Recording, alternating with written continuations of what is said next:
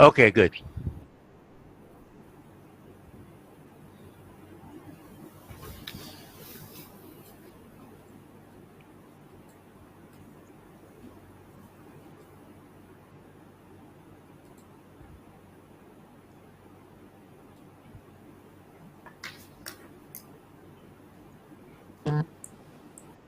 What is this? 把那个议程拿一块过来。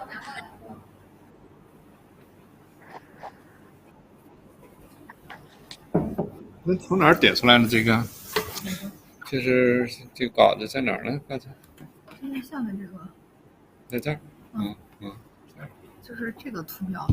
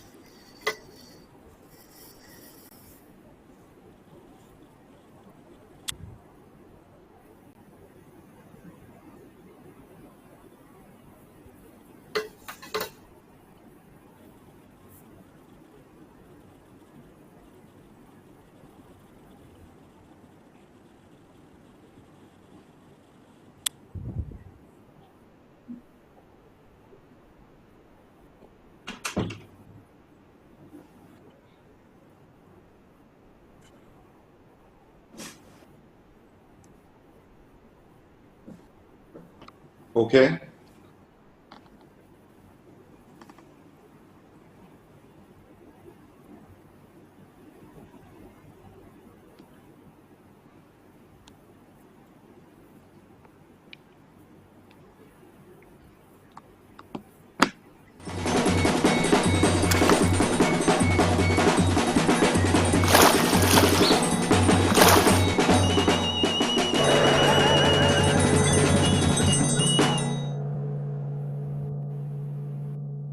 它这个线上要直播的是吧？对，是线上直播。是，在它这个优秀网上面。然后它这个 Zoom 是对公众。Good evening. Welcome to Refresh and Reload, strengthening the cooperation under the framework of Global Development Initiative upon the 45th anniversary of the establishment of diplomatic relations between China and Barbados. We're also celebrating the 3rd anniversary of the association of Barbados-China friendship. Welcome, warm welcome to all of our guests and presenters. We have joining us today for 4 sessions. We have 4 exciting sessions.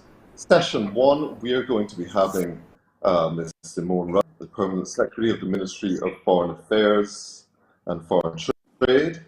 We have Ambassador David Commisson, the Barbados Ambassador to CARICOM, and will be moderated by Dr. Worrell. In session 2, entitled The Bilateral Cooperation under the Framework of Global Development Initiative, we have His Excellency Yan Shuosheng, the Chinese Ambassador to Barbados, followed by the Honourable Cheryl, Minister of State in Foreign Affairs, Trade and Business Development. Session 3, Promoting the Bilateral Cooperation in All Fields. We have Senator Dr. Chelston Brathwaite, also former Ambassador to China of Barbados, followed by Professor Winston Moore, the Deputy Principal at the University of West Indies Cave Hill campus. In session 4, Refreshing the Friendship through People-to-People Exchange, we have keynote Dr. Delisle Worrell, followed by a representative from the China People's Association for Friendship with Foreign Countries. So we're looking into an exciting event today. Remember, this is the 45th anniversary of the establishment of diplomatic relations between the People's Republic of China and Barbados, and it's also the 3rd anniversary of the Association of Barbados-China Friendship. The Association of Barbados-China Friendship aims to strengthen links of friendship between the people of China and Barbados. You can visit our website, which offers sources and resources to helpful to anyone with interest in China or Chinese culture. And so I must remind you that we have an interactive session today, and you can submit your questions via the Zoom chat. Keep them short, keep them maybe to a single comment or a question, so it makes things more manageable. That will be moderated by Mr. Balbulia.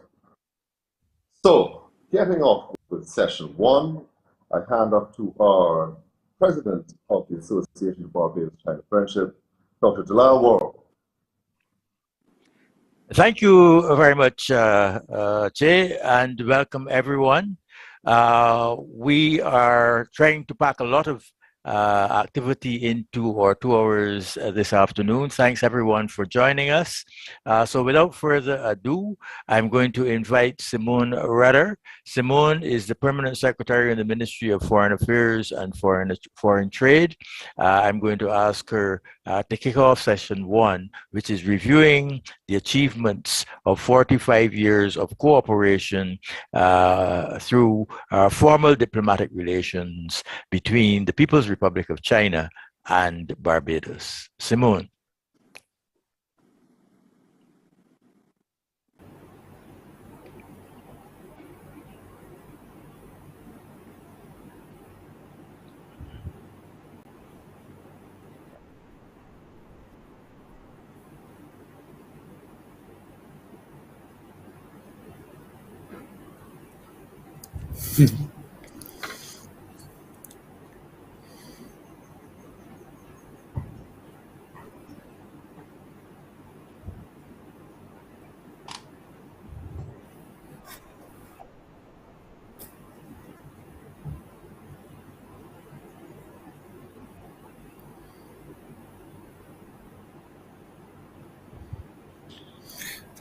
咱们这儿说话他是能听到的是吧？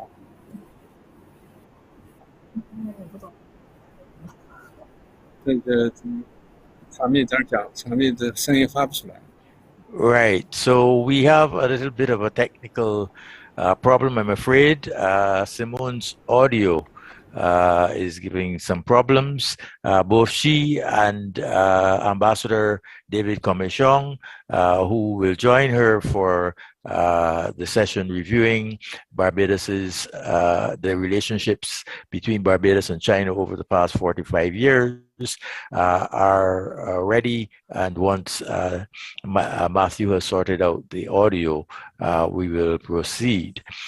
Just in the time to until they're ready, just to let you know that to remind you that this is a joint event which celebrates both the 45 years of diplomatic relations and the third anniversary of the formation of the Barbados-China Friendship Association.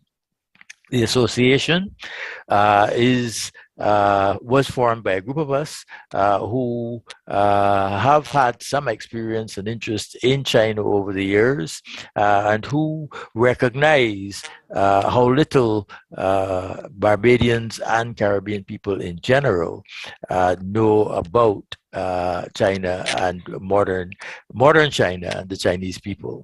In this, we are not unusual. Most of the rest of the world actually doesn't have much appreciation of the realities of modern China. And that's not entirely surprising, because the transformation which China has undergone in the last 30 or 40 years is quite remarkable. That is a major understatement.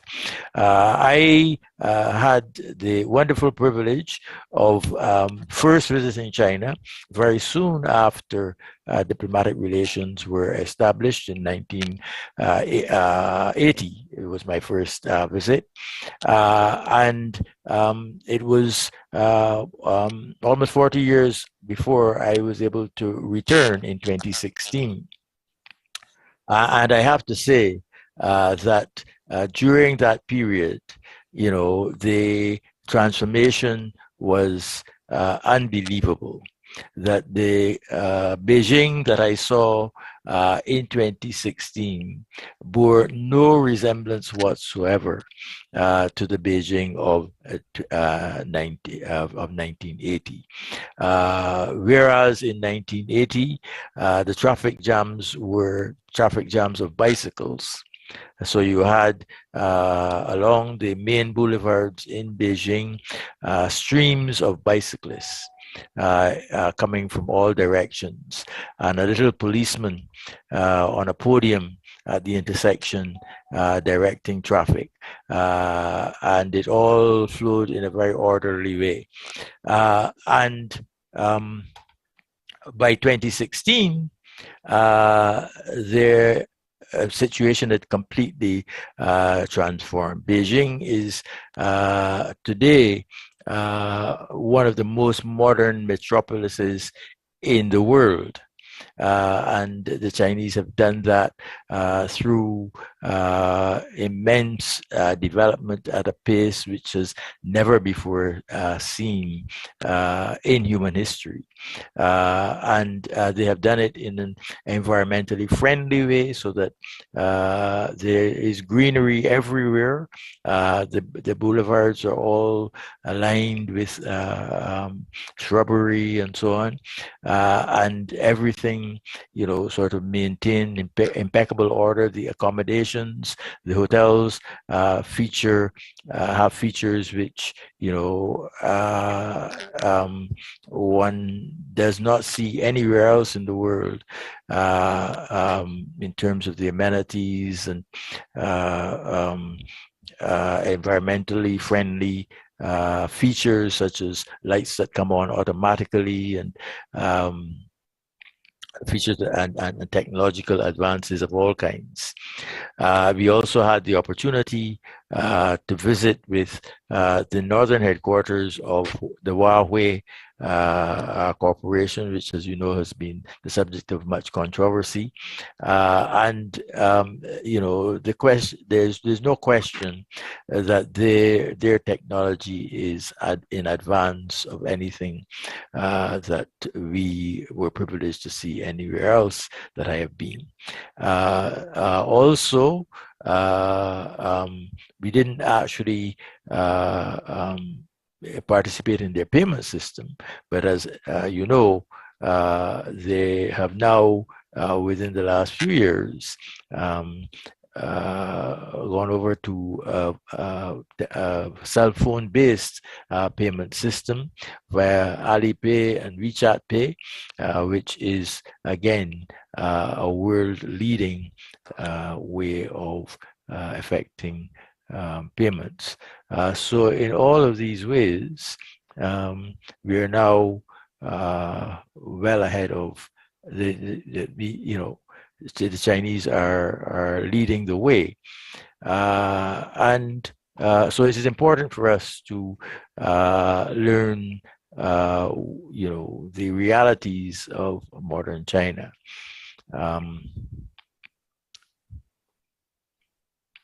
So I'm not sure if we're ready yet with the presentation. I think I see Simone, but I don't hear her, so I suspect that we're still having technical difficulties with the audio.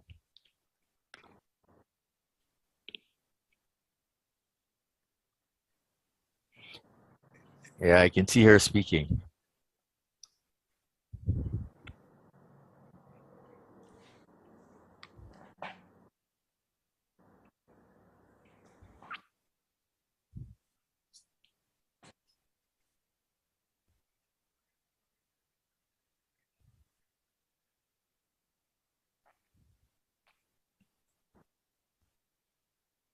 Can she not call in by phone?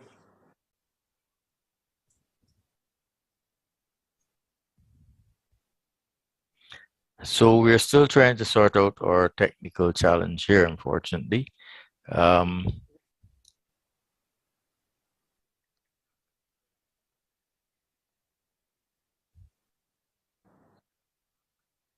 Okay.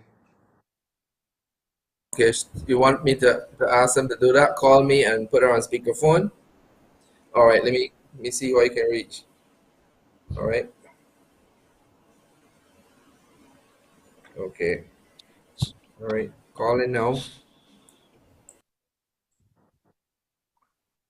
So forgive us, folks. The technology is giving us some challenges. So we're trying to find a workaround. I'm sorry.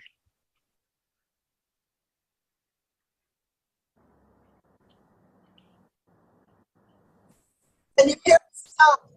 Good afternoon. Good afternoon. Affairs calling. Let me just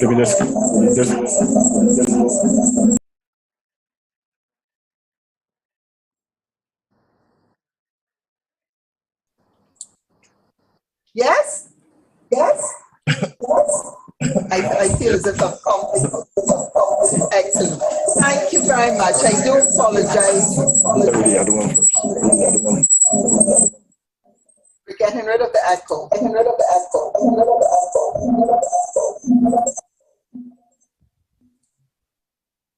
Okay, I think our audio should be better now. I'm talking to you on Zoom. Dr. Earl, can you give me a thumbs up? Can you hear us? I hear you loud and clear.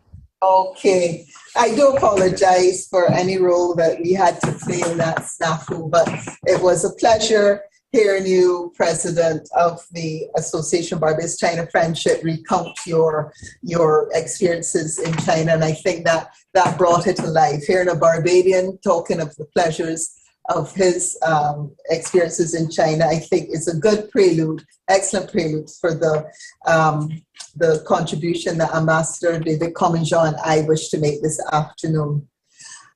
So first off, we thank you very much indeed for inviting us to participate in this important webinar.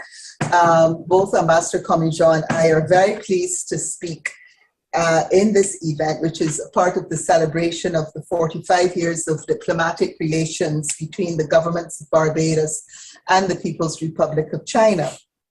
I would like to thank the Association for Barbados-China Friendship, led by Dr. Worrell, and the Embassy of the People's Republic of China, led by Ambassador Yang, for hosting this event, as well as for all of the activities which have been planned to celebrate the important milestone that we are commemorating. My contribution this afternoon is to provide a snapshot of the development of the special relationship that the government of and people of Barbados enjoy with the government and people of the People's Republic of China, and also to highlight the opportunities that lay before us in the coming decades.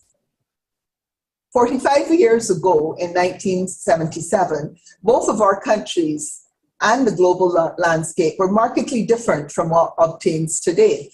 Here in Barbados, we had barely passed 1 decade since the end of colonial rule, and we were seeking to modernize and diversify an economy that had not been designed to create prospects for the advancement of a large segment of our society. And we were doing all of this in the framework of a foreign policy that guided us then and still guides us today to be friends of all and satellites of none. And this, of course, as we all know, were the words of our first Prime Minister, the Right Honourable Errol Walton Barrow. At the same time, on the other side of the world, the People's Republic of China was also making changes. The government there was implementing new measures to put forward development which would unleash its vast economic potential and transform the lives of hundreds of millions of its people. In the area of foreign policy, both the People's Republic of China and Barbados were therefore monitoring changing international realities and seeking out new strategic partners. In spite of our obvious differences, we each concluded that we would both mutually benefit from relations with what up to that time had been a non-traditional bilateral partner. And therefore we forged a relationship and established bilateral relations. For Barbados, we took one of what would be one of our most significant foreign policy decisions in establishing formal diplomatic relations with the People's Republic of China, a decision from which we have never wavered and which we enjoy the benefits of and of it still today. In the period since 1977, there has been upheaval in many parts of the world. Countries have sought and forged new alliances, and the international circumstances and situation has changed. Against this background of a dynamic world environment, the friendship and cooperation between Barbados and China has persisted. It has been constant and it has been unwavering. So therefore, when I say this, I reflect on the different steps that we've taken in our relationship. In 1979, Barbados welcomed the establishment of China's diplomatic presence here in Barbados. And we were delighted when in 2010, we were able to establish our own resident diplomatic mission, our own resident embassy in Beijing, and to accredit as our first ever resident ambassador to the People's Republic of China, former Prime Minister, His Excellency, the Right Honourable Sir Lloyd Sandiford. We were satisfied that the bilateral relationship that the bilateral relationship has been enhanced and strengthened by resident representation in each other's countries.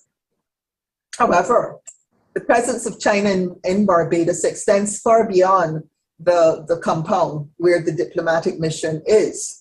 Chinese cooperation with Barbados has enriched the Barbadian society and economy in many ways, perhaps most visibly, but not limited to, sports, culture, and education.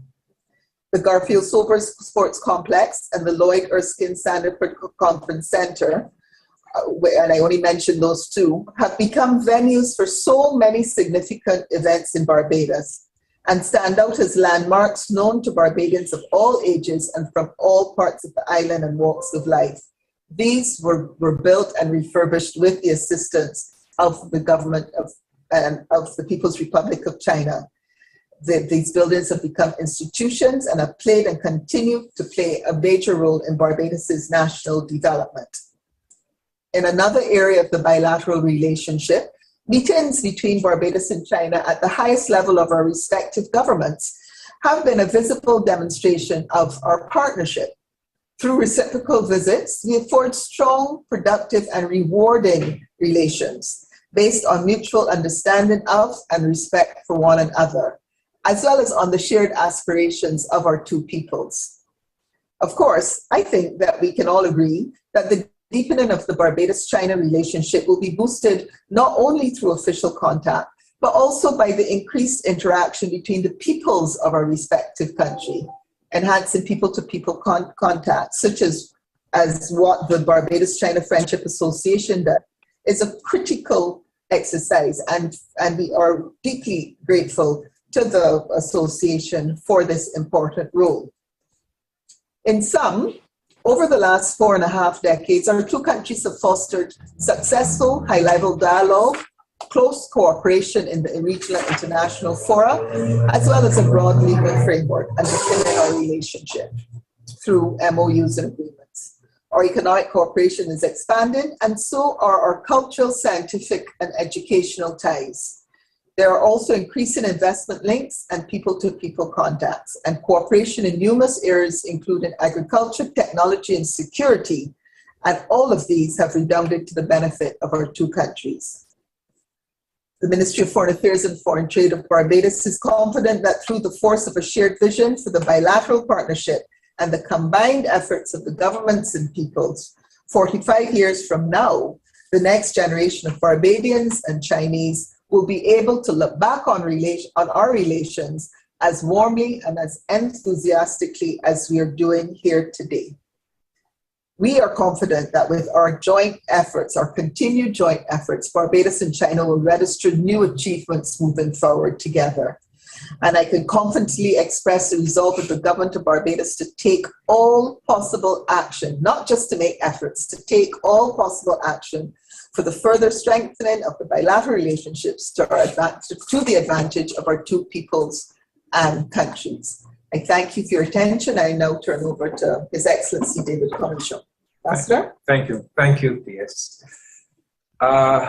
Protocol having been established, please permit me just to say good afternoon to one and all, and to say what a pleasure it is to be able to contribute to this 45th anniversary seminar as we celebrate the relationship between the People's Republic of China and Barbados.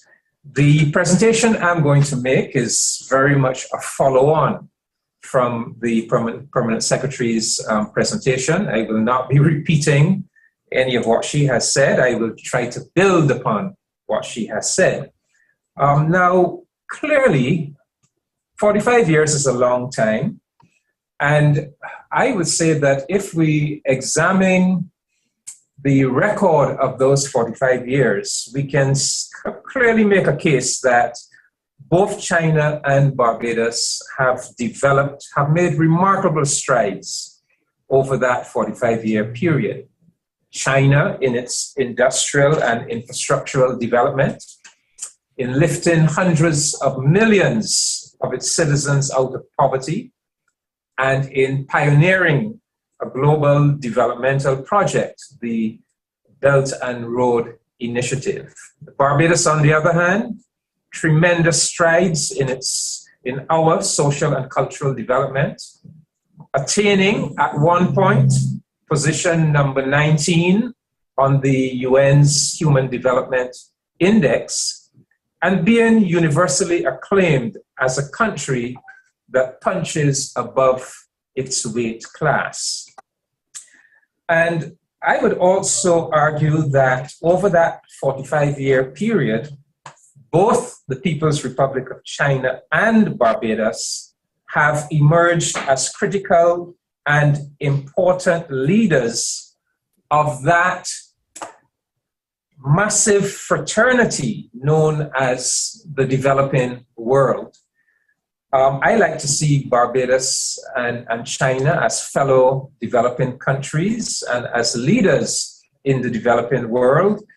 I like to see Barbados as a leader of the group of developing nations known as Small Island Developing Nations. And of course, China as a leader of the larger nations of the developing world. So as fellow developing world nations and leaders, I think it is fair to say that we take pride in each other's accomplishments. So I think my mandate here this afternoon is to look at that 45-year record of engagement and collaboration between the two countries and to reflect on how that collaboration and engagement contributed to the undoubted progress that both countries made over the 45-year period. And if we want to begin by looking at that progress, we would begin by looking at the expansion of trade. And I have a few figures to share. Unfortunately, I don't have the trade figures going way back to 1977 when the relationship started, but I do have figures starting in 1992. And if we look at the trade figures between China and Barbados over the period 1992 to 2021, we see a steadily increasing volume of trade between both countries. In the case of Barbados, Barbadian exports to China in 1992 were $336,000. By 2016, that figure had grown to a high of $44,055,000. And in 2021, we know that we had the dip caused by the COVID pandemic, but in 2021, we were at $8,679,000. So we reached a high of $44 million in 2016. Chinese exports to Barbados, on the other hand, 1992, China started with a base of some approximately $12 million in exports. By 2016, that figure had reached a high of $238 million. And 2021, as a result of the economic decline caused by COVID, we were down to 134 million. So we can see that both countries have benefited from an expansion in trade. Of course, China has benefited more than Barbados, but that's to be expected because China is very much a factory of the world. By 2017, China was third only to the US and Trinidad and Tobago as Barbados's largest import market, with an import share of 5.65%. We also, over that 45-year period, we had the phenomenon of Chinese business enterprises entering the Barbados market. And two notable firms would be the China Construction Barbados Company Limited and China DOS Construction. So yes, China has benefited more in terms of visible trade, but the two countries have attempted to mitigate this imbalance in trade by doing several things, including facilitating the development of Barbados as a tourism market for Chinese tourists. And we might recall that in 2004, the Chinese government added Barbados to China's list of officially approved tourism destinations. And that initiative was subsequently augmented in 2014 when the two governments signed a visa waiver agreement for travel by nationals between the two nations. In addition, both nations have signed bilateral trade and investment facilitation agreements, inclusive of a double taxation agreement and a reciprocal promotion and protection of investment treaty. So we can see that a very definite effort is being made to create a more equal balance in trade by developing the Barbados side of the trade into China. China has also extended valuable technical cooperation to Barbados, and I think we should list some of these areas. There's been the creation of a scholarship program through which scores of Barbadian students have pursued studies in China. There's the establishment of the Confucius Institute at the Caveville campus of UWI. There is the medical assistance program that started in 2016, which sees Chinese medical personnel coming to Barbados to provide critical medical services to the Queen Elizabeth Hospital. And we hope and trust that the second iteration of that program will soon manifest.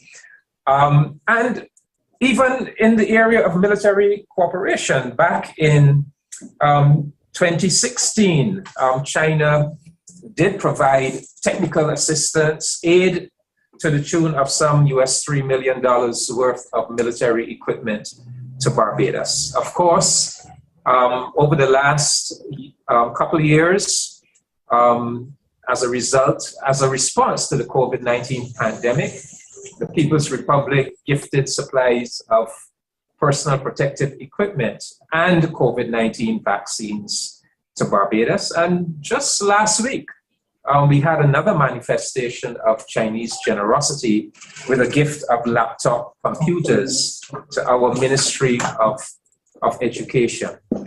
In addition, I would say that China is making an effort to help develop not only Barbados's capacity to export to China, but the Caribbean's capacity through China's membership as a non-membership of the Caribbean Development Bank, the Barbados-based Caribbean Development Bank as a non-borrowing member.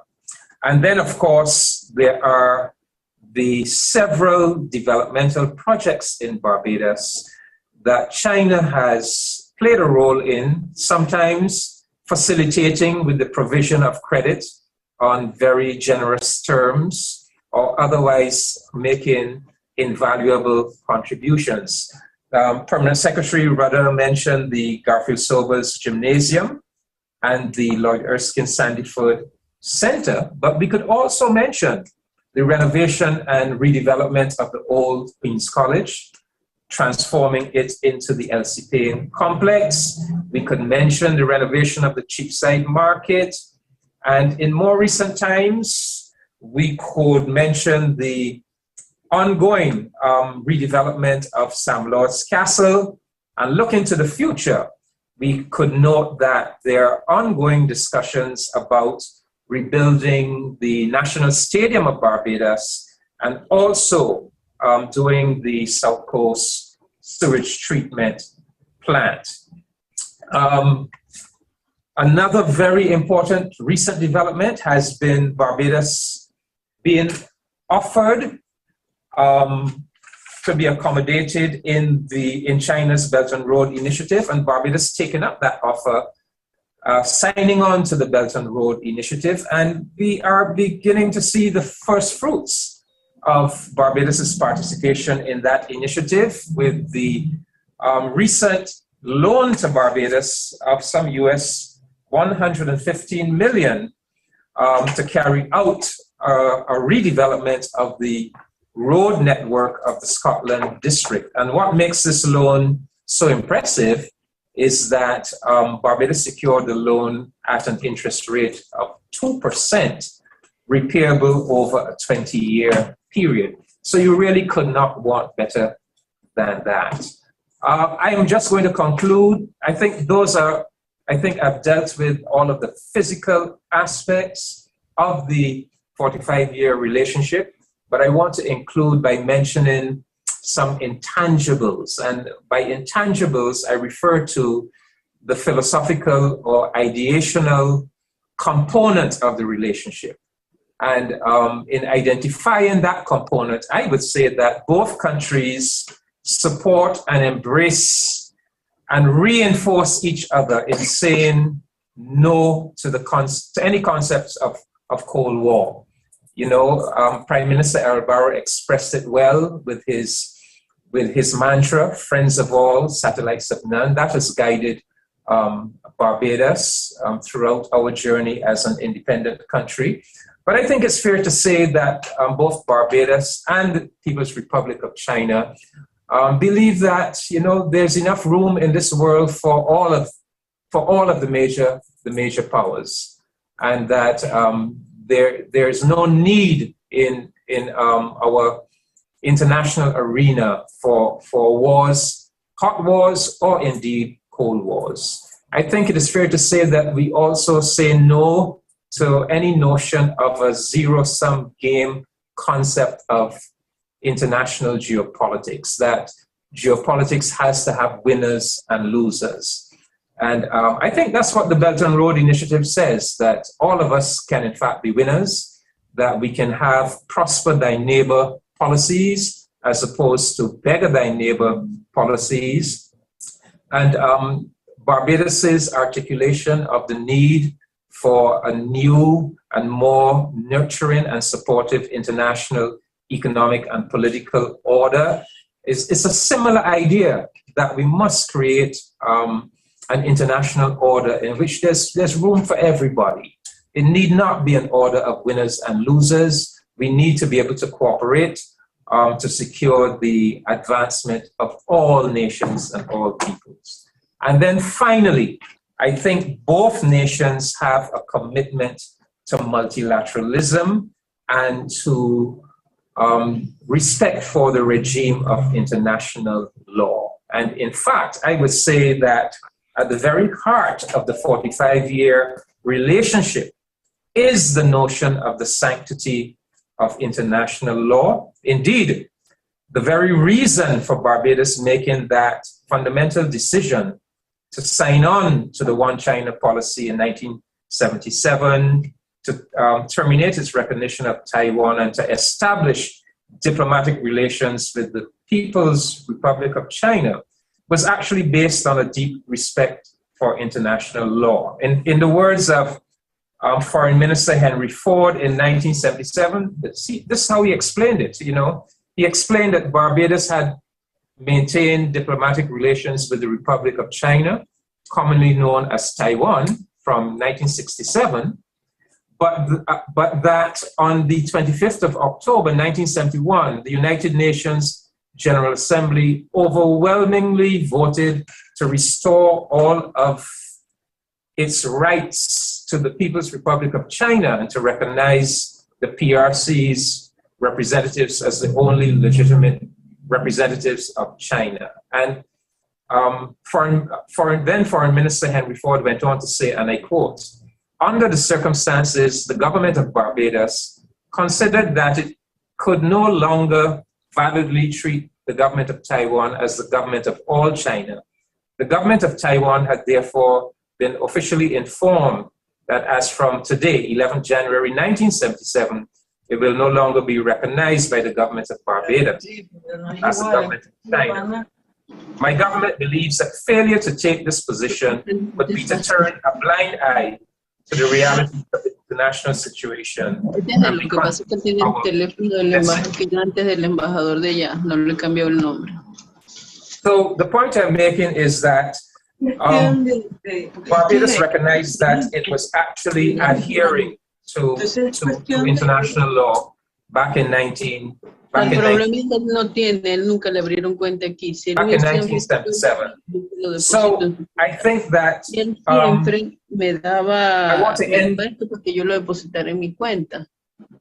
want to end on that note. Both countries do share a very deep commitment to the maintenance of the fundamental principles of international law.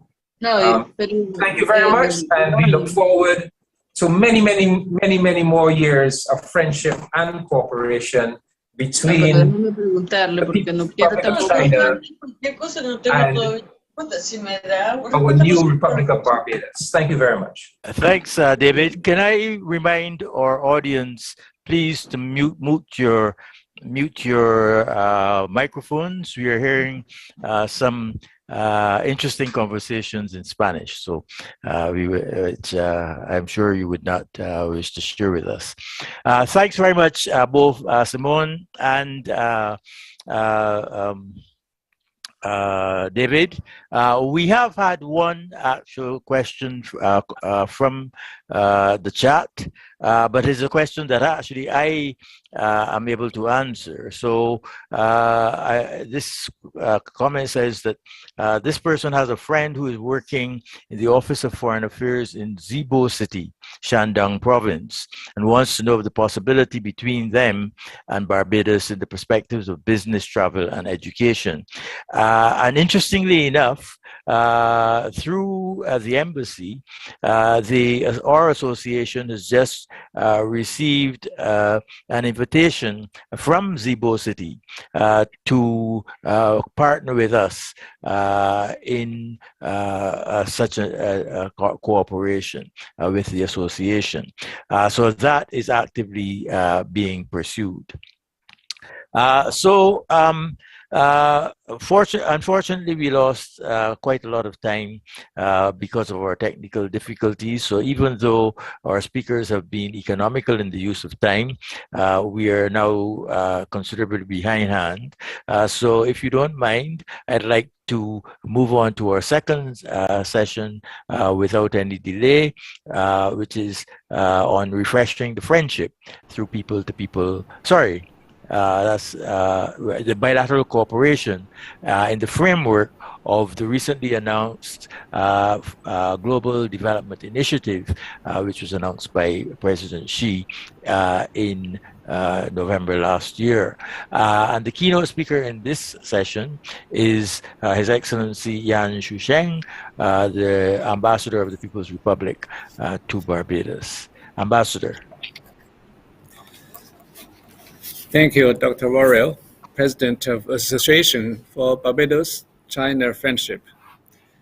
Senator, the Honorable Justin Brathwaite, the Honorable Simone Rudder, Permanent Secretary of the Ministry of Foreign Affairs and Foreign Trade, the Excellency David Camison, Barbados Ambassador to CARICOM, the Excellency Helen Harry, Barbados Ambassador to China, Professor Winston Moore, Deputy Principal, the UWI Cape Hill Campus, Mr. David Babulia, Vice President of ABCF, the Excellency Lin Songtian, President of the Chinese People's Association for Friendship with Foreign Countries, MC Sir Corbin, Chairman of the Barbados-China Returned Scholars Association, distinguished guests, ladies and gentlemen, all the friends online. Good afternoon. On May the 30th, 1977, the People's Republic of China and Barbados signed the joint communique or establishing diplomatic relations between the two countries, which turned a new chapter for the bilateral relationship. Dr. Warrell, first, please allow me to extend my warm congratulations on the third anniversary of ABCF. I'd like to say thank you for organizing this symposium. Through this event, we get together today to mark this important moment and explore ways to further advance the China-Barbados friendship. This is of great significance. Barbados is China's good friend and good partner in the Caribbean. For the past 45 years, the two countries have witnessed constant high-level exchanges and fruitful cooperation. In July last year, President Xi Jinping had a phone conversation with Prime Minister Mia Motley. The two leaders pointed out the direction of continuous development of the bilateral relations to the higher level. For the past 45 years, China and Barbados respect each other's national independence, sovereignty, and territorial integrity, understand and support each other on issues related to respective core interests and major concerns. China highly appreciates Barbados' adherence to the One China principle and opposition to interference in China's internal affairs. China also firmly supports Barbados in pursuing successful development paths suited to its national conditions and history, and which safeguards its legitimate rights and interests. In 2021, the bilateral trade volume between China and Barbados reached $250 million, and China became Barbados' fourth largest import source of goods and commodities. In 2019, China and Barbados signed the Belt and Road Cooperation Memorandum. The Chinese aided Garfield Sobers Gymnasium, Lloyd Erskine Sedford Center, Cheapside Market, and Harris Cave are playing important roles in local economic and social life. The St. Lord's Castle Hotel and the road rehabilitation projects in the Scotland district, financed by Chinese concessional loans, are steadily progressing. Following the outbreak of the COVID-19 pandemic, China has successively assisted Barbados with 30,000 doses of COVID-19 vaccines and 14 benches urgently needed medical supplies and personal protective PPEs. China has been sending medical teams to Barbados since 2016 and Chinese language teachers since 2011. Nearly 100 Barbadian students have studied in China with Chinese government scholarship. The Confucius Institute and the University of the West Indies Cape Hill campus was officially inaugurated in 2015. The Chinese government donated computers, desks, and chairs worth of $10 million to Barbados in 2017. The Fish and Dragon Festival, launched in 2015, has become a well-known brand for celebrating Chinese Spring Festival in Barbados and the Caribbean region. Dear friends, compared with 1977, the world today is beset by global changes and a pandemic, both unseen in a century. World economic recovery is facing headwinds.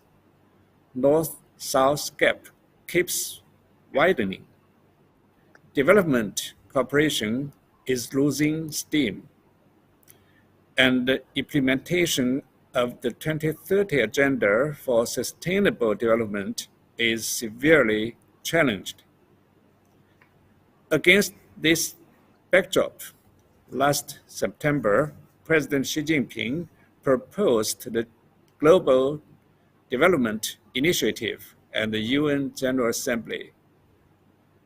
The purpose is to galvanize worldwide attention to development, strengthen global development partnership, promote international development cooperation,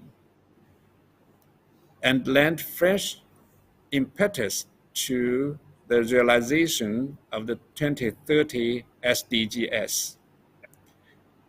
The GDI is committed to building political consensus or accelerating development, providing a common platform for development cooperation, promoting exchanges and mutual learning of development experience, and enhancing international synergy for coordinated development. Its centerpiece is to put people front and center. Since the very beginning, the GDI has been warmly received by the international community. More than 100 countries expressed support, and as many as 53 countries have joined the group of friends of the GDI, Barbados included. This fully shows that the GDI responds to the call of the times, meets the needs of various countries, and reflects the trend of the world as well as the aspiration of the people.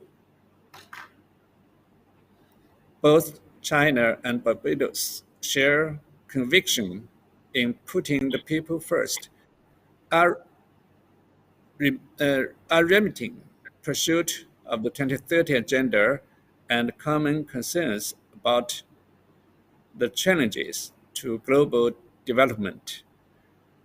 Our two sides should take the 45th anniversary as the opportunity, focus on development, tackle challenges appropriately, and work together to expand cooperation in all fields.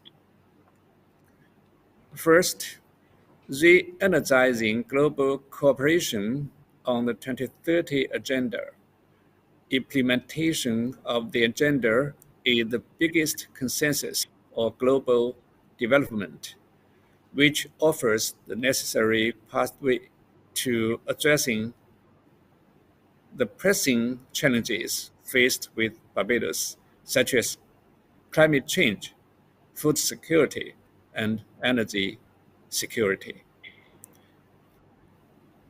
Two China-granted projects aimed at enhancing food security of Barbados, which are the Center for Food Security and Entrepreneurship Project and Hope Agriculture Training Institute project, will kick off.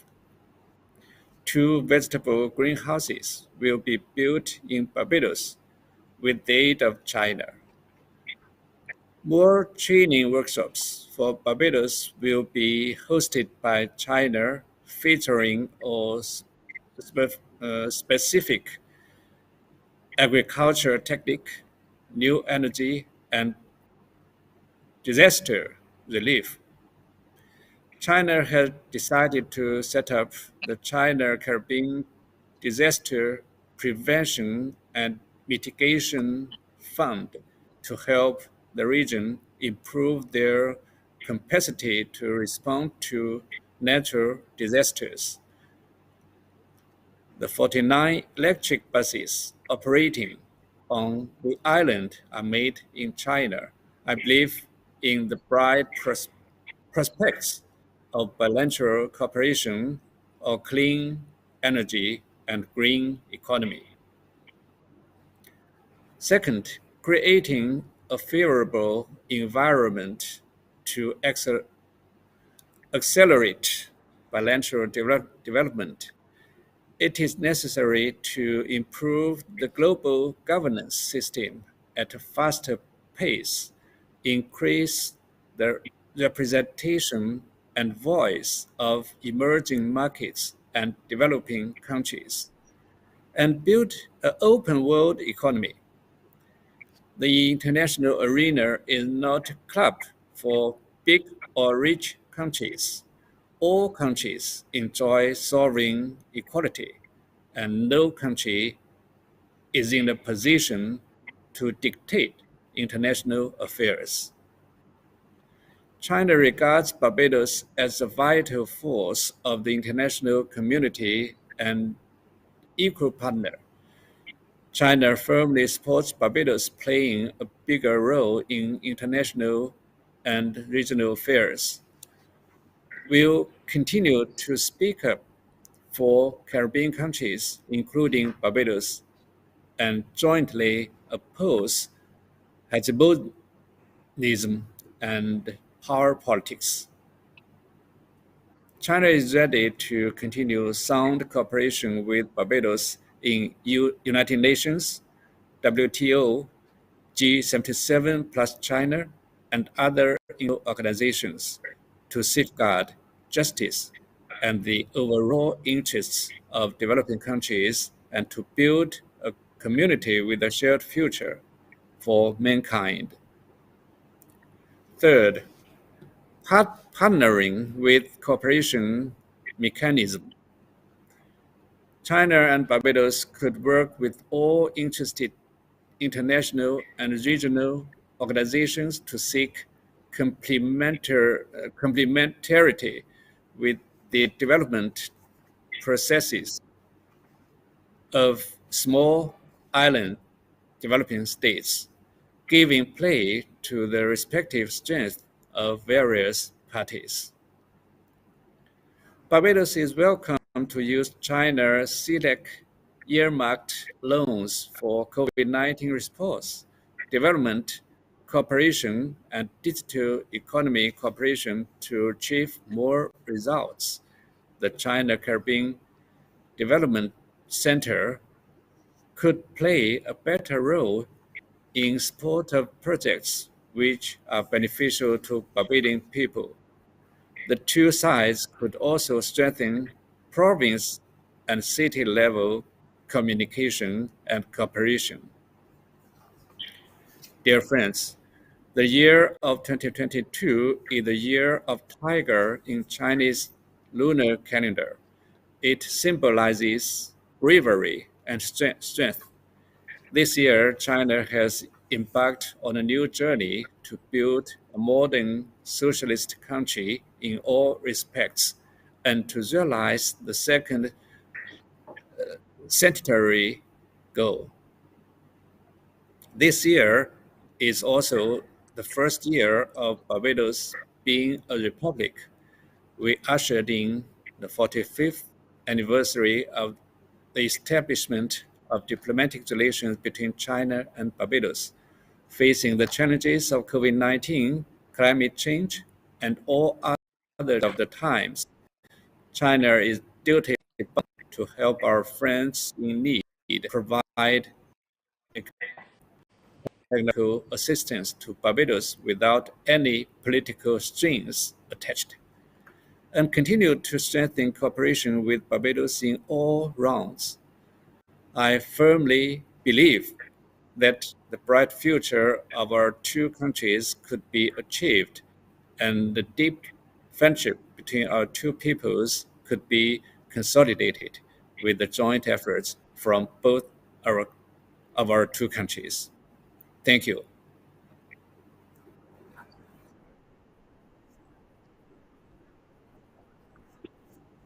He's here at the association.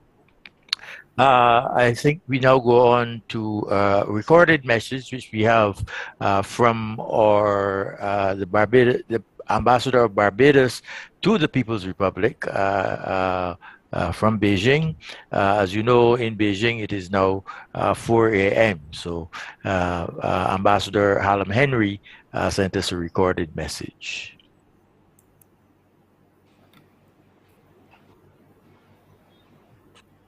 Honorable Cheerio husbands, Minister of State. Sorry, Matthew, that's the wrong one. So hard, not only at making this working relationship. This looks more like Ambassador Henry. Has been exempt. But we're not having a song. The Honorable Cheryl Husbands, MP, Minister of State in the Ministry of Foreign Trade and Business Development. His Excellency David Comichon, Ambassador of Barbados to CARICOM. Senator Dr. Chelston Bradford, former Ambassador of Barbados to China.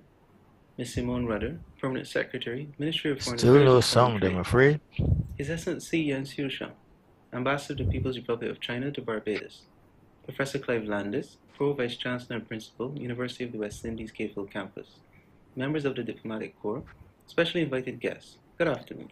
It is with Okay. a sense of deep satisfaction that I extend my congratulations to Barbadians and to Chinese. Thank you. As we celebrate the 45th anniversary of the establishment of diplomatic relations between Barbados and the People's Republic of China.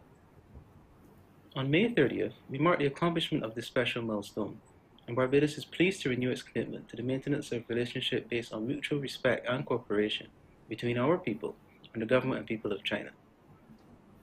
45 years ago, the government of Barbados embarked on the sovereign decision to establish diplomatic relations with the People's Republic of China. Barbados was among the first group of English-speaking Caribbean countries to make this historic step in support of the One China policy. Indeed, the Barbados-China friendly relations have passed the test of time, and the development of these relations with China is one of the priorities of our foreign policy. Our Prime Minister, the Honorable Mia Moore-Motley, and President Xi Jinping, during a telephone conversation in July 2021, committed both countries to strengthening the relationship between Barbados and China. They also discussed the need for the two sides to strengthen coordination and cooperation regarding the international affairs to safeguard the common interests of developing countries. The onset of COVID-19 created many challenges, but it also greatly strengthened relations between Barbados and China. At the outset of the pandemic, Barbados experienced challenges with access to protective equipment, medical supplies, and vaccines. We joined efforts in combating the pandemic, receiving valuable assistance from China. Barbados is grateful for the generous assistance provided by the Chinese government in the form of vaccines, PPE equipment, and supplies, which greatly aided our response to the pandemic. Over the course of our 45-year journey, although the distance separates us and our countries differ in size, history, culture, and social systems, we have been able to forge a relationship that includes a number of cooperation agreements. Excellencies, ladies and gentlemen, frontiers for development have been created with the new concept of the Silk Road in the format of the Belt and Road Initiative. The BRI agreement between Barbados and China was signed in February 2019. Since then, significant progress has been made in advancing relations between our countries. The BRI has been the impetus for fostering connectivity, mobility, and people-to-people contacts. The opportunities of diverse cooperation within the framework of this initiative have their particular place in our agenda and are of great interest for Barbados. China's technical and economic assistance has helped Barbados in areas such as healthcare, education, and agriculture, for which we are very grateful. We have already benefited from China's cooperation for infrastructural development. In February 2022, the government of Barbados signed an agreement with the Chinese government to rehabilitate soil erosion and land slippage in the Scotland district of the island. Other notable projects include the Garfield Sobers Gymnasium, Sam Lars Castle Hotel, and the Sir Lloyd Erskine Sandifer Centre. Another jewel in the crown of bilateral relations between Barbados and China is in the area of education. In spite of the recent challenges of pursuing face-to-face tertiary studies, China continues to provide Barbados with a number of scholarships to ensure that we continue to educate the next generation. Over the years, many of these students have gone on to become successful entrepreneurs, academics, and professionals. The University of the West Indies Cayfield campus is also the home in Barbados to the Confucius Institute, which was established in 2015. Through the Confucius Institute, several Barbadians have been exposed to various elements of Chinese language and culture.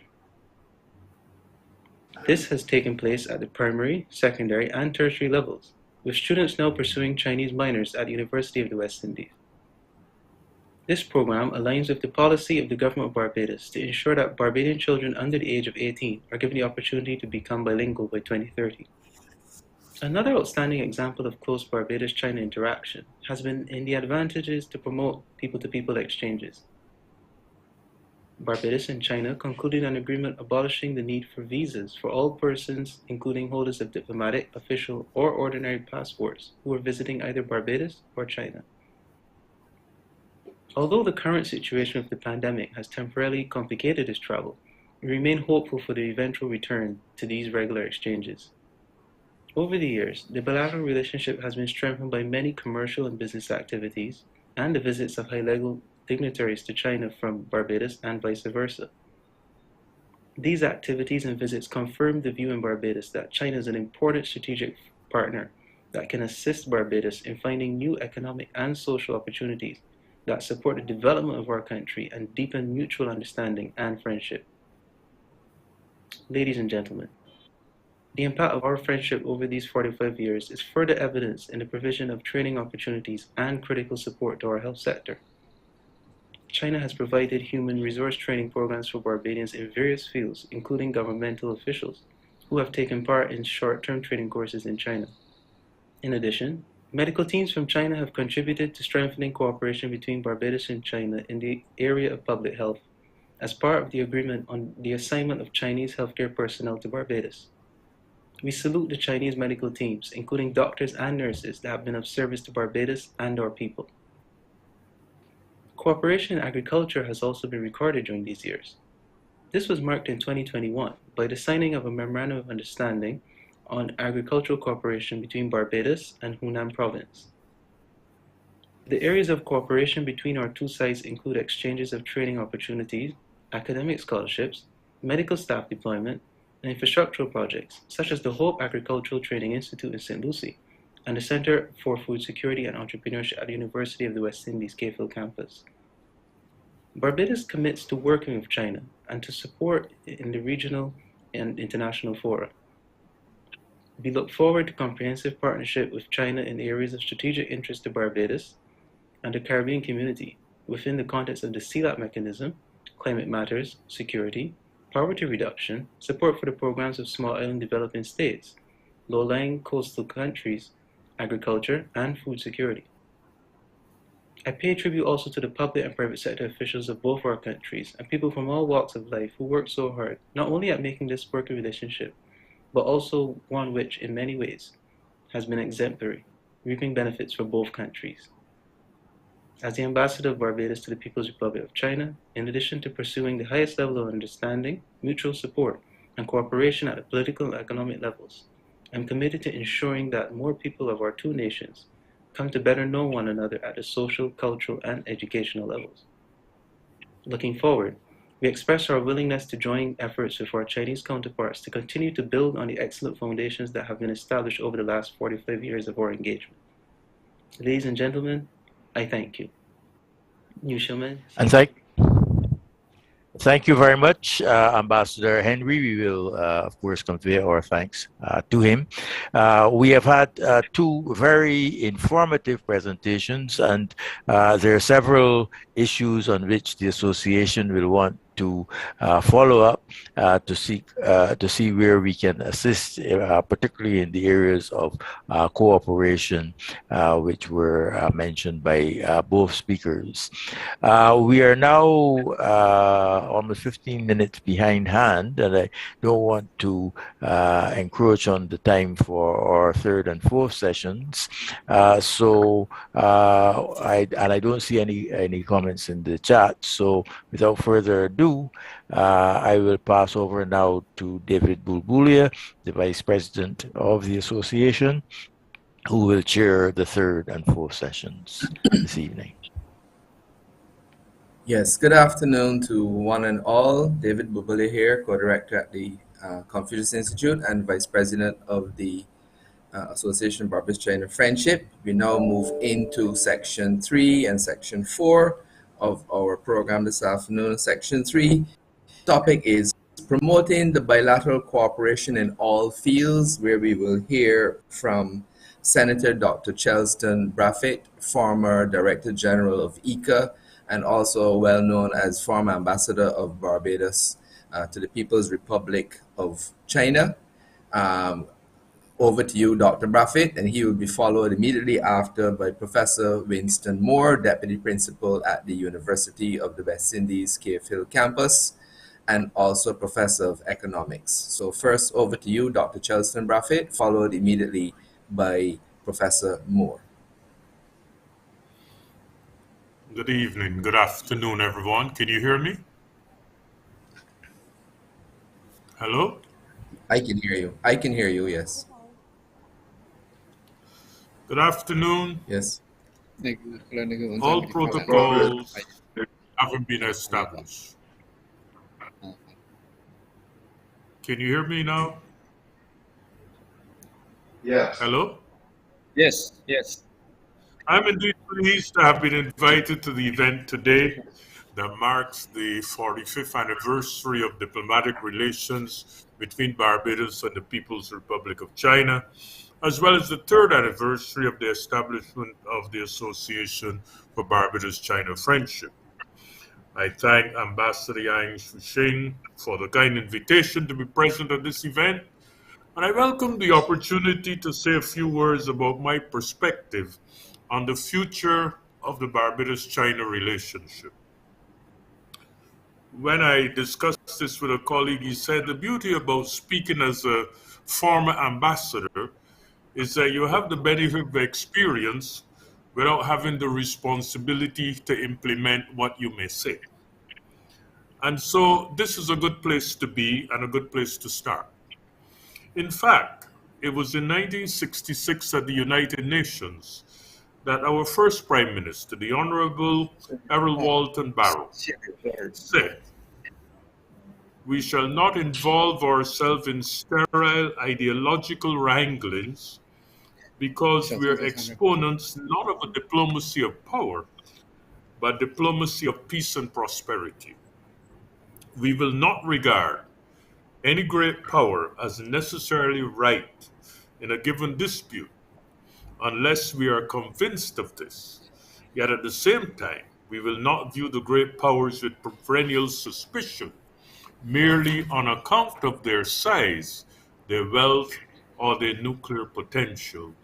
We will be friends of all and satellites of none."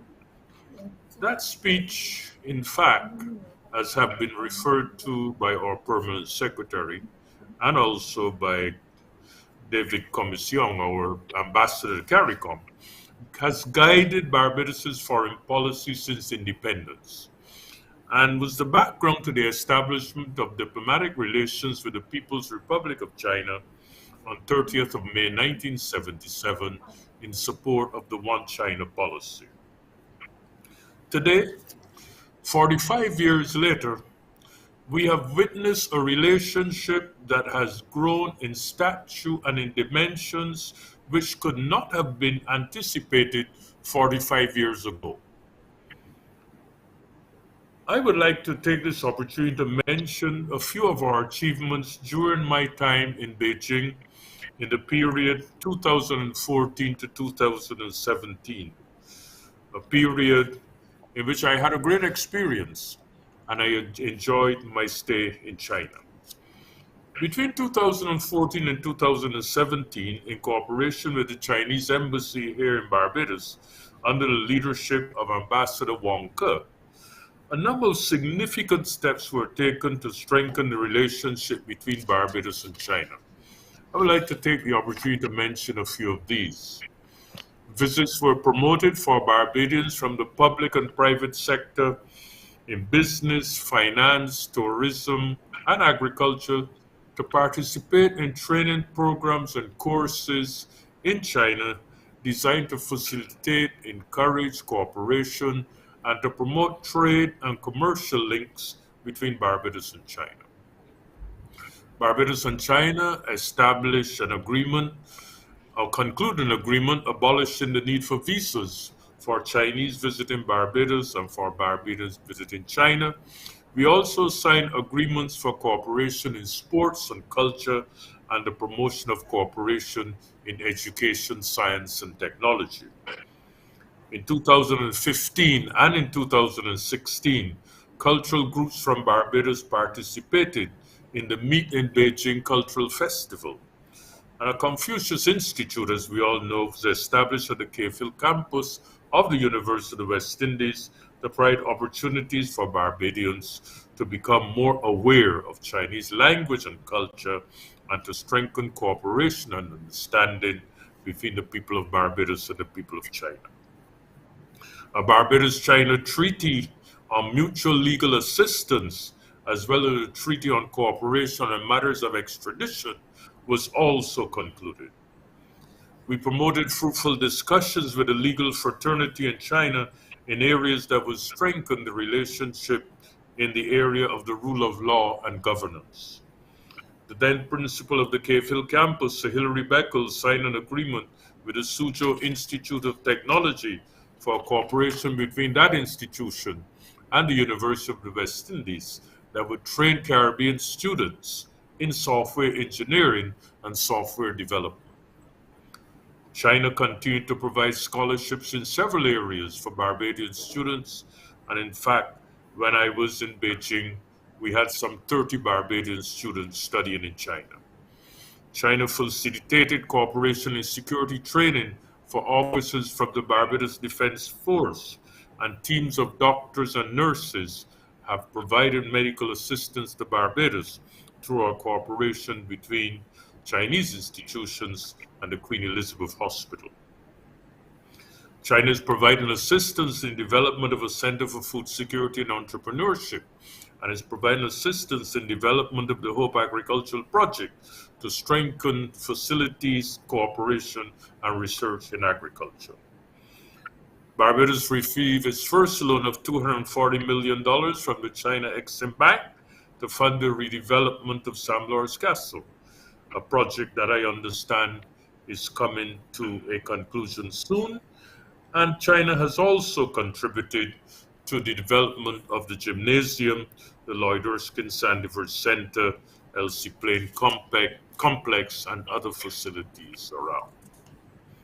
And while these results represent a significant amount of government-to-government relations, my concern has always been that there has not been sufficient private sector-to-private sector cooperation in our relationship. And I believe that this is an area for strengthening in the future. This has not occurred despite the fact that we've had several missions and several agreements and several proposals. And recently, with China launching its Go Global policy, where Chinese private sector is being encouraged to seek new markets and new joint ventures, investments, and partnerships abroad, keen interest is being shown in the Caribbean by Chinese entrepreneurs, as can be seen in the report of the recent China Trade and Economic Forum concluding Trinidad and Tobago. It is my opinion that this lack of a robust private sector interaction is due to a lack of a specific mechanism to foster private sector cooperation between Barbados and China. In this regard, I have proposed the establishment of a Barbados-China Trade and Investment Council as a mechanism to address this need. The Council will be a mechanism for the private sector of China and the private sector of Barbados to interact in order to facilitate cooperation, joint ventures, and joint investment for the mutual benefit of both China and Barbados. The key activity of the Council would be an annual meeting either in Beijing or in Bridgetown, where the private sector officials of both countries would interact with the support of relevant government agencies. These agencies would outline government policy framework and incentives that would support private sector development and private sector cooperation. In a sense, while these achievements, as mentioned, are significant, and those that have been mentioned by our Permanent Secretary and by Ambassador Commichon are significant, I believe that going forward, our relationship could move to a higher level, a new level, that would be the establishment of what I call a comprehensive strategic partnership between Barbados and China.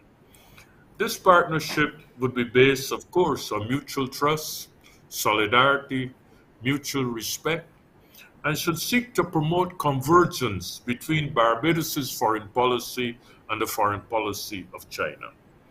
In my opinion, this comprehensive partnership should have 7 dimensions. The first dimension would be cooperation with China in areas of strategic interest to Barbados and the Caribbean community through collaboration in the context of the CELAC mechanism.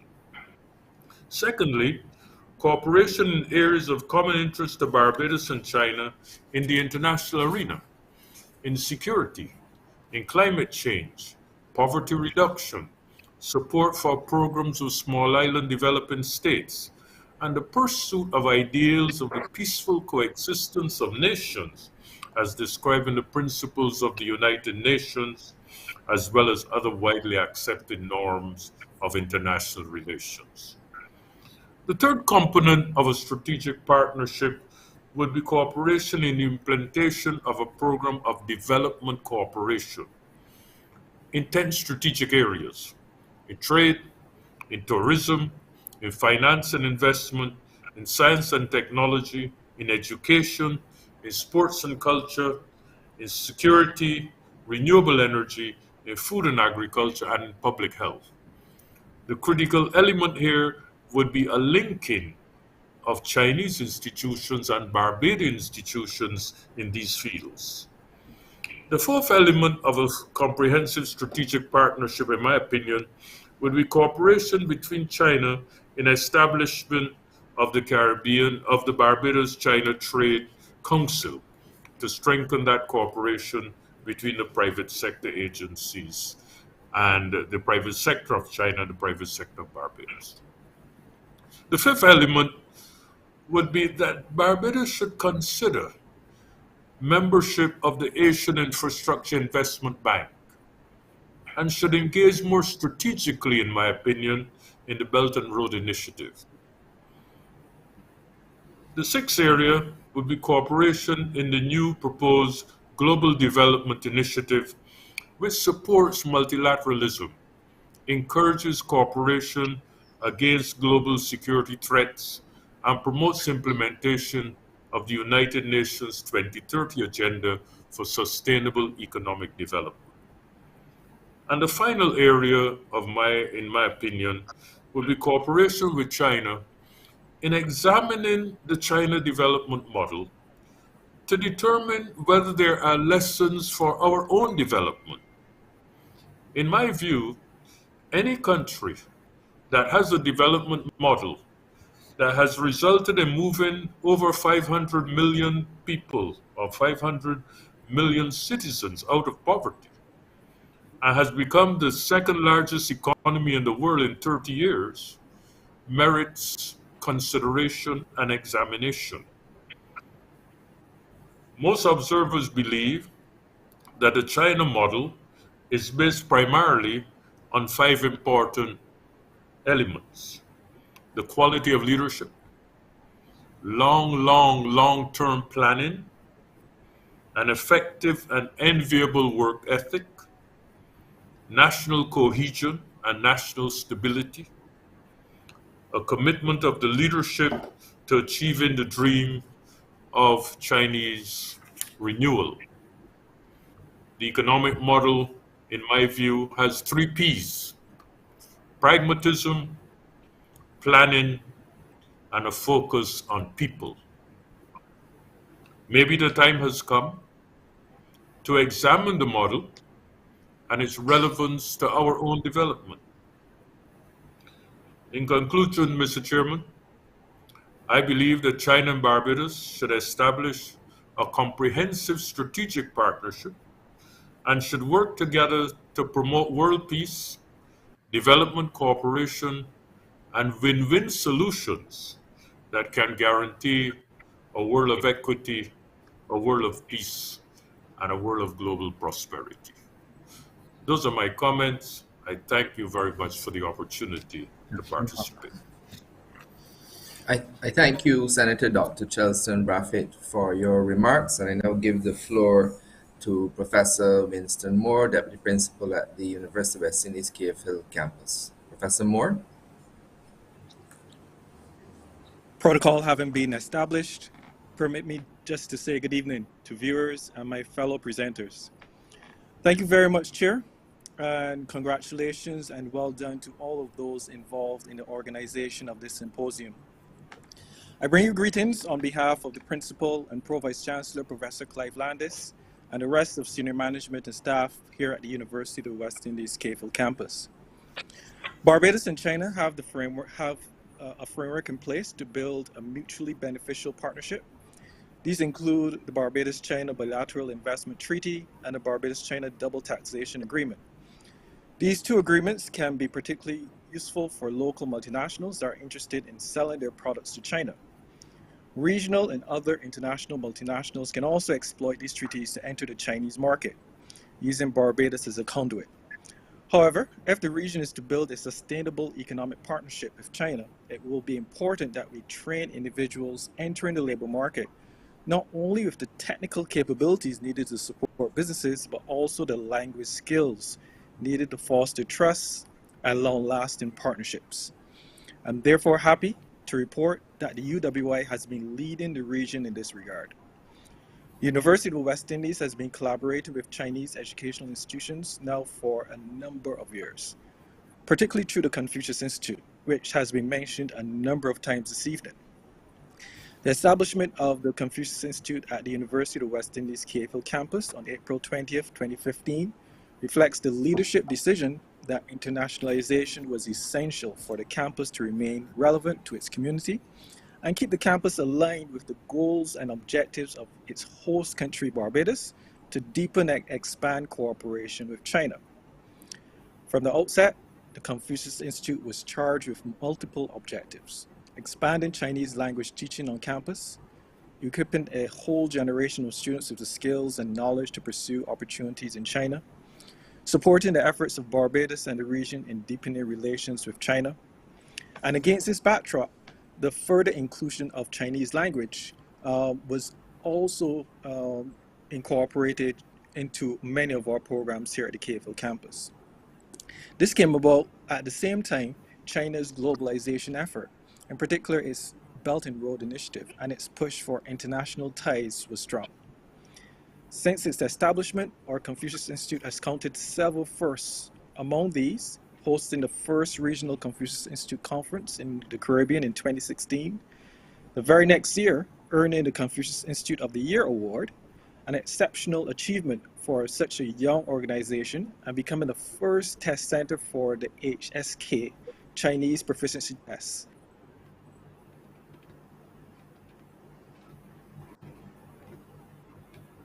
Every year. The last online test being on Saturday, April 23rd, 2022. Providing a Chinese proficiency test for an average of some 25 candidates, including several from our counterpart Confucius Institute in Antigua and Barbuda. Since the establishment of the Confucius Institute, it has offered Chinese courses to both the university community and the wider Barbados community. The Confucius Institute teaches Mandarin and Chinese culture to second-year students enrolled in the UWI flagship software engineering program, which I will speak a little bit more about later in my presentation. Offered in collaboration with the Global Institute of Software Engineering in Suzhou, China.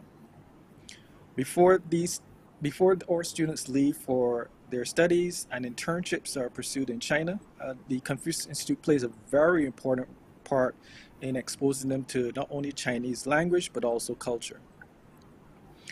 We must not forget the startup role played by the Confucius Institute in teaching Mandarin at two of our neighborhood schools, the St. Stephen's Primary School and the Ellerslie School, and from 2018 at the Charles F. Broome Memorial Primary School. It is to be noted that the Charles F. Broome Memorial Primary School has formed a sister school relationship with Shangshe Lushan International Experimental Primary School in Hunan Province, China. They're communicating via pen pal letters and conversations and cooperative musical presentations of Chinese songs. The KFL Faculty of Humanities and Education and the CUPL School of Humanities are also cooperating to carry out relevant academic exchanges and cooperation. The KFL campus and Chongqing Medical University signed a memorandum of understanding in 2021 with the Confucius Institute, serving as a veritable bridge for this cooperation in the medical field between the two countries. The annual China-Barbados College Student Moot Court competition has also been held since 2017. And after gaps in 2020 and 2021, we look forward to its next edition in May this year. The exchanges between students in law is gradually opening students' horizons, which will undoubtedly expose them to a more robust vision of their future. The Confucius Institute is also providing professional consulting support to the CXC in the development of the Mandarin curriculum of the Caribbean Certificate of Secondary School Competence. And the CAFL campus looks forward to implementation of the syllabus and the associated examinations. The Confucius Institute therefore remains an invaluable part of the CAFL campus community, and a vital part of its trust to be an excellent state rooted in the Caribbean. The UWI also has a 2+2 program in software engineering, something that we're very proud to offer to our students in the Caribbean. The students spend the first 2 years here at the University of West Indies CAFL campus, and the next 2 years at GIST in China, where students have the opportunity to complete an internship at an IT company in Suzhou, one of China's most tech-friendly cities. English is a primary language of instruction for the program. However, Chinese language and cultural training are provided as part of the curriculum. Students completing this completed 2 years at GIST also receive a GIST diploma in addition to the UWI degree. I just want to highlight 3 key benefits of this program. The first one is that the internship. The internships are very competitive. They're normally at Fortune 500 companies in Suzhou. Secondly, there's a very strong link with industry, not only in China, but also in Barbados. We had a presentation recently, and the crane, I think it was presented on how our students in the software engineering program have really been working and helping them in the tourism industry. So these students are not just going into IT within the those traditional sectors of working in the MIS department, but they're actually using their skills to help with mobile app development and help solve problems within businesses. And then also the cultural exchange that takes place within the program, where at the moment it largely tends to be students from Barbados going to China, but we're hoping to expand the amount of students enrolled in that program from China. So hopefully in the future we're going to see students coming to Barbados to study for the first 2 years of the program and then going back to China to complete the last 2 years. The UWA has therefore been encouraging bilateral education through education. This has assisted our students to explore opportunities not available in the region and has also provided industries in the Caribbean with talented individuals that can change the way they do business. I therefore thank you for the opportunity to speak a little bit about what the UWI has been doing, and I look forward to further engagement on this topic. Thank you. Thank you very much, Professor Moore, for your presentation. Ladies and gentlemen, we have heard 2 very excellent presentations, first from Dr. Chelston Braffett and then from Professor Moore. Dr. Braffett gave an overview of several of the developments during his tenure as ambassador in China. He is focused on the need for more private sector engagement. He has not only identified the problems or issues, but he has offered several solutions, and he has suggested too that China be considered as a model that we may examine and draw elements for our own development. Professor Moore has touched on the role of the university and it's part of his internationalization effort in helping to make that bridge to China. He's focused on the work of the CI, but also the connection between the KFL campus and the Global Institute of Software Technology, and preparing a whole generation of students, of persons to form that human resources base that will build a bridge between not just Barbados, but the Caribbean and China, and also across that bridge back and forth to bring that vibrancy of Dr. Braffett has looked forward to. So I see no questions listed in the log. I hope I'm correct in that reading. But I want to put at least one question to both of the presenters so far, and that is, in a sense, we are building a structure. But I think both of you, in a sense, have realized that the private sector is an important part of this. What further elements do you think are needed to private sector in the direction of China? They put it that way because it seems to me that our private sector is pretty much focused on its traditional areas of endeavor, and also might claim that given the difficult times that are being faced, they may not have the wherewithal to see China. You know, what further steps can be taken? Dr. Bradford has identified some of those, but I think I was always told when you identify the problem and you identify the solution, then you also have to look at the problems that are issues that may arise after. What if the private sector does not man up or woman up, so to speak? Over to you.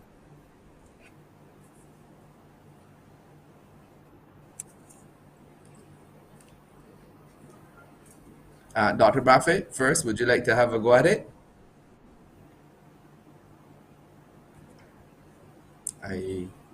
Is anyone there? David, if until Dr. Bradford comes in, I can maybe jump in. Okay. Here. Yes, Professor Moore, please go ahead. I think one of the things that has emerged from our software engineering program is the real critical shortage of skills in this particular area. I think sometimes you have to provide the supply and then the demand comes. So I don't think the private sector knew the skills that a software engineer can bring to their business. I think most people think that a software engineer is just someone that works in your IT department and solves your problems with, if you have issues with connection or if there's an issue with your computer. No, software engineers are just like other engineers. They solve problems within your business. So if, for example, and I'm going to use the case of the hotel that we just mentioned, if you want to better interface with your clients, if you want to build an app that your clients can utilize to explore Barbados when they get here, or they can look at what is on the menu in your restaurants. If there is a particular challenge that your guests keep focusing on, that you put your software engineer on that problem and they create a really novel and innovative solution to that problem. And that is one of the things that I think we can develop a bit more. I really think that in Barbados we need a lot more software engineers in businesses solving problems. The very simple thing that businesses in Barbados can do is that they can simply just sponsor students. One of the biggest costs that students in that program face is simply the cost to travel to and from China, and secondly, just the living expenses. So you can simply just get in contact with the KFIL campus and simply maybe get sign up for a scholarship to support students in this program. And I think that will go a really long way. And then those students can then come back and work in your organization. And we had a really great event in this area about a month ago, and every single company testified about how just overwhelmed they are, how thankful they are for these students working in the company. So I think I guarantee it, these companies will not regret it. Thank you, Professor Moore, for that shameless promotion of the Suzhou KFIL program, in which I wholeheartedly join you. It is a wonderful program, and we are there supporting it. And the opening of the new center in Bridgetown really gave a boost to that program and allowed persons in the private sector to see what can be acquired from China by our own people. Is Mr. Buffett back with us? Otherwise, I may have to move on to the next session. He's not. Okay. All right. So with the permission of the Master Ceremonies, and thanks to Professor Moore and thanks to Dr. Buffett, who unfortunately has dropped from our connection, I will now move on to the last segment of this afternoon, which is entitled Refreshing the Friendship Through People-to-People Exchange And we are going to reverse the order of the program a bit, and instead of going first with Dr. Worrell, we're going with Professor Lin Songxian, who is the head of the China People's Association for Friendship with Foreign Countries. He is a former ambassador extraordinary and plenipotentiary to the Republic of South Africa, and we are going to hear a video presentation from Lin Songxian. Over to you, Controller. Honorable Chair, husbands, Minister of State, Dr. Warrior, President of ABCF, His Excellency Ambassador Yan Xiu-sen, dear friends, good morning and good afternoon. On the occasion of 45th anniversary of the establishment of diplomatic relations between China and Barbados, and the third anniversary of the ABCF, I'm honored to celebrate with all Barbadian friends online. Extend my warmest congratulations to you all. Here, on behalf of the Chinese People's Association for Friendship with Foreign Countries, I would like to express my sincere gratitude to all Barbadian friends who have contributed to the establishment and development of our bilateral relations. Barbados was one of the first Caribbean English-speaking countries that established diplomatic ties with the People's Republic of China and stayed as a good friend and partner. For 45 years since the establishment of diplomatic relations under the wise leadership of the leaders of our two countries, the political trust between the two sides has been strengthened, and the mutual beneficial cooperation has yielded fruitful result, with the foundation of friendship being consolidated. In 2019, the two sides signed the MOU on the Belt and Road Cooperation, which have further promoted the friendly and win-win cooperation of our two countries. Last year, His Excellency President Xi Jinping had a telephone conversation with His Excellency Prime Minister Mia Mottley, which had charted a new course and injected fresh momentum for the development of our bilateral relations. With the joint effort of the two sides, China and Barbadian relations have developed into a model featuring mutual respect and equality, as well as win-win cooperation among all countries, big or small. In the face of the ongoing COVID-19 pandemic, the Chinese and the Barbadian government and people have worked in solidarity and shared sympathy and given support to each other, vividly illustrating the concept of a community with a shared future for mankind. We highly appreciate the Barbados government and people's choice of the development path that is in line with their own fundamental interests and all the achievements made ever since. We congratulate the Barbadian people who, through unremitting effort, made Barbados the youngest republic in the world on the occasion of its 55th anniversary of independence. China adheres to socialism with Chinese characteristics and is always committed to peaceful, civilized, open, innovative development. China has achieved two miracles, that is, rapid economic growth and lasting social stability. China has lifted over 1.4 billion Chinese people out of poverty, out of absolute poverty, with no one left behind.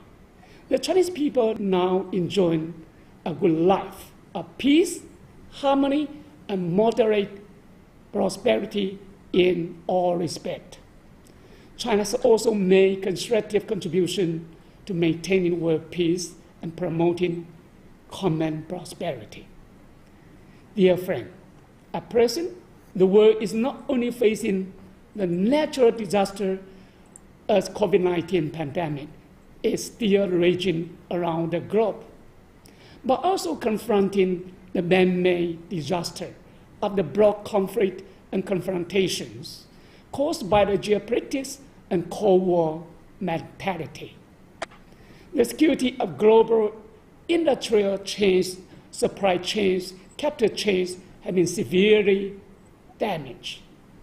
The food, energy, and financial crises have affected people all over the world, and they're a heavy blow on the continuous endeavors and prospect of the developing country to achieve sustainable development. The people of the less developed country in particular are challenged with grave production and survival crises and the threat of famine in response to the major changes on the scale unseen in a century.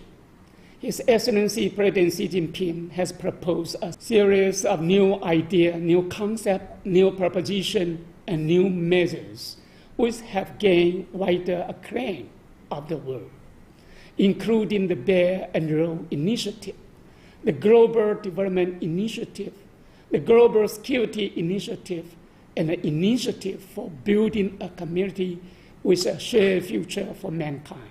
He has pointed out a new direction of win-win cooperation for common development for all countries in the world, and has provided a Chinese solution and contributed Chinese wisdom for the mankind to abandon the old path of zero-sum game.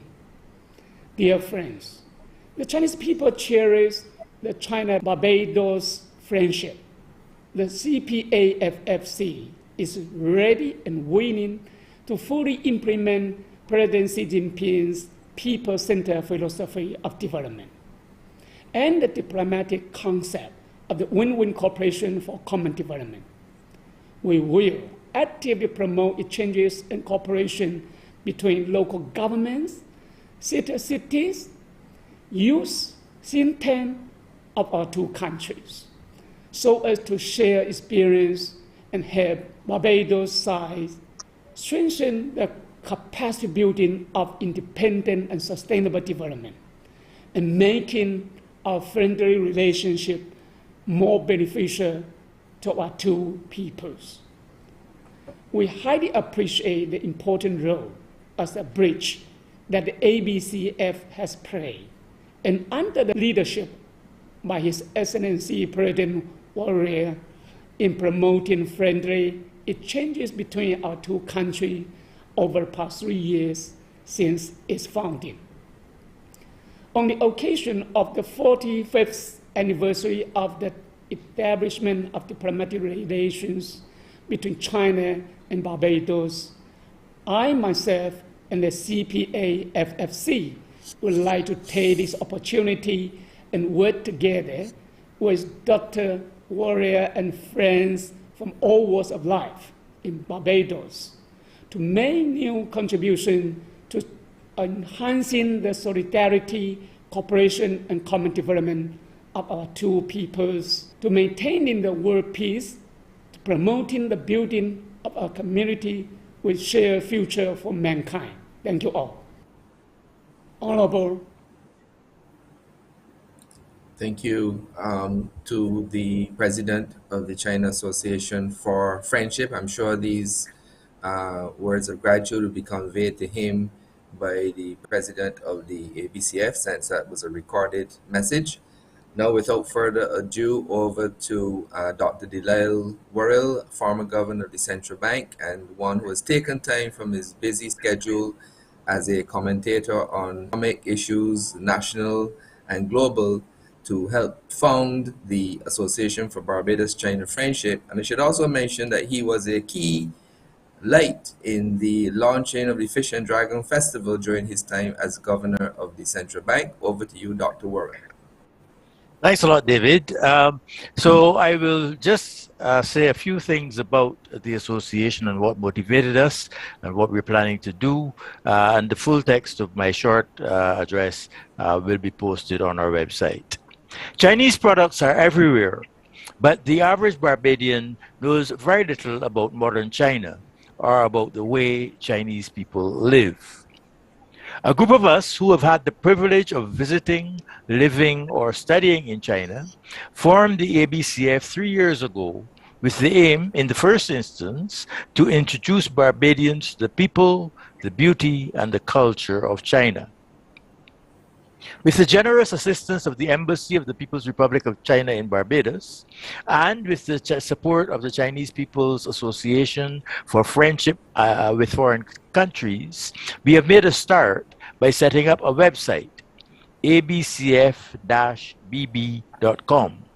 where you will find 3 issues of the association's online magazine, entitled, the magazine is called Exchanges, as well as videos of events such as this, hosted by the association, features on the annual Fish and Dragon Festival, which David just mentioned, weekly updates of news and commentary, and information about the association itself.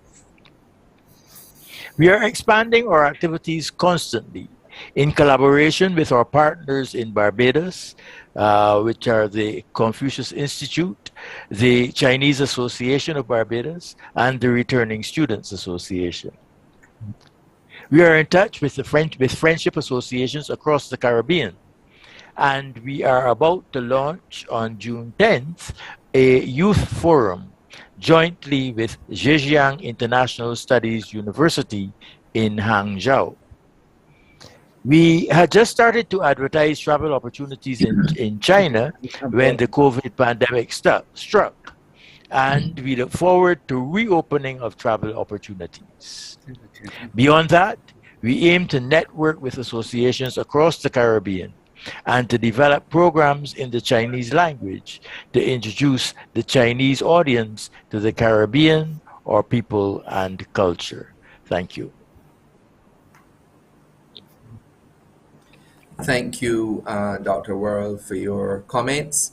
Again, I see no questions and hear no questions in the chat, but I would like to try to present one to Dr. Worrell. Both you and the president of the China Association for Friendship touched on a common theme or thought. You used different words. The president used the word shared future. You used the words nationalistic forces, I believe, at least in your written presentation.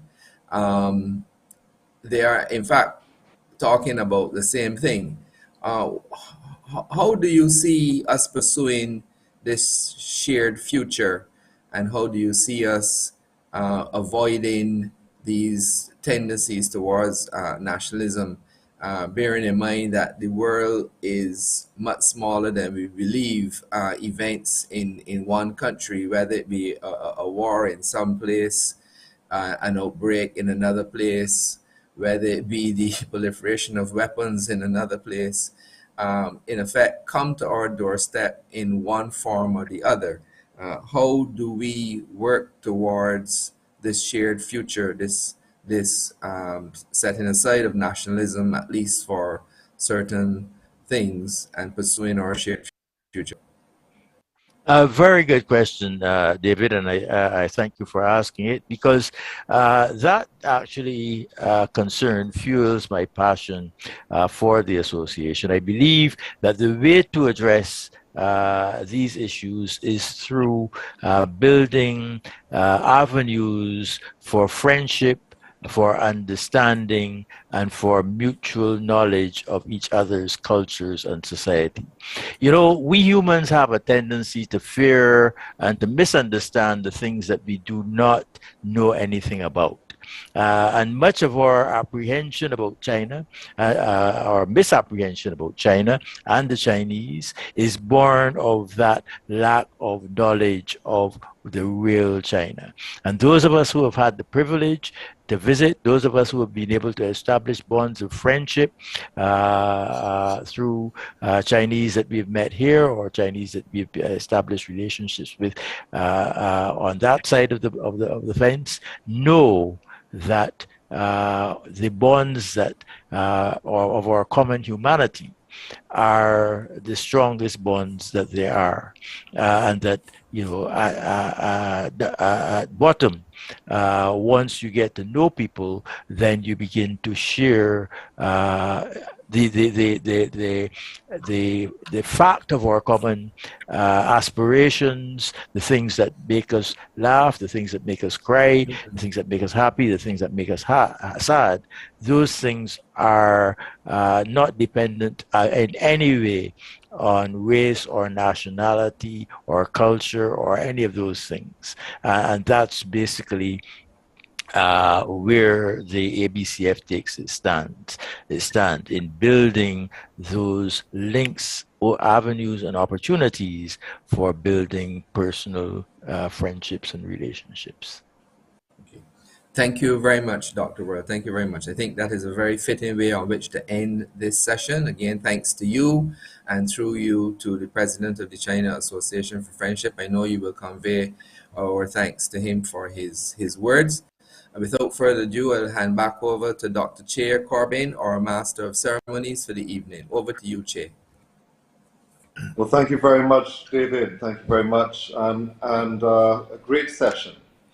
Thanks to all who participated in today's celebrations. We're celebrating the 45th anniversary of the establishment of relations between the People's Republic of China and Barbados, while also celebrating 3 years since the founding of the Association of Barbados-China Friendship. Thanks to all involved in making this possible, both this event and the 45 years which we're celebrating together. And we look forward to walking hand in hand